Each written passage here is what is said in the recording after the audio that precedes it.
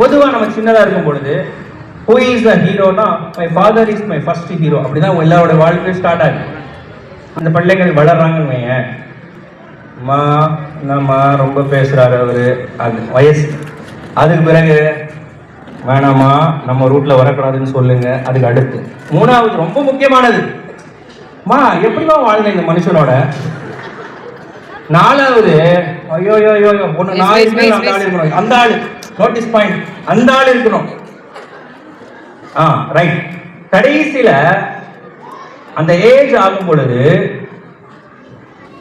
இவருக்கு கல்யாணம் ஆகும் பொழுது, அப்போ வேலைக்கு போகணும்னு நினைக்கும் பொழுது, சம்பாதிக்கும் பொழுது, கஷ்டம் வரும்போது, பிள்ளைகளுக்கு எஜுகேஷன் ஃபீஸ் கட்டணும்னு நினைக்கும் பொழுது, அவங்களுக்கு ஹெல்த் லாஸ் ஆகும் பொழுது, அப்போதான் ஒருவேளை அப்பா உண்மையிலே ஹீரோவோ அப்படின்னு தோணும். எனக்கு பிள்ளை பெற்று அவர் வளர்ந்து ஏதோ ஒரு நிலையில வரும்போது எல்லாமே முடிகிற ஸ்டேஜ்ல really my father is a hero அப்படின்னு சொல்றாங்க. ஆனா சொல்லும் போது அப்பா இருக்குது.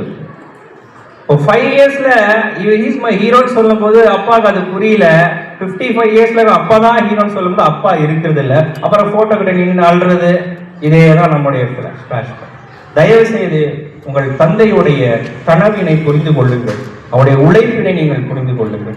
ஏன்னா அம்மாவுடைய அந்த அன்பு வெளியே தெரியும், நான் அப்பாவுடைய அன்பு ஒரு நாளும் வெளியே தெரியாது. அது கண்டிப்பாக தான் இருக்கும், கண்டிப்பாக தான் இருக்கணும். ஏன்னா சமூகத்துல என் பிள்ளை தோத்துறக்கூடாதுன்றதுக்காக அவர் கண்டிப்பாக தான் இருப்பாரு.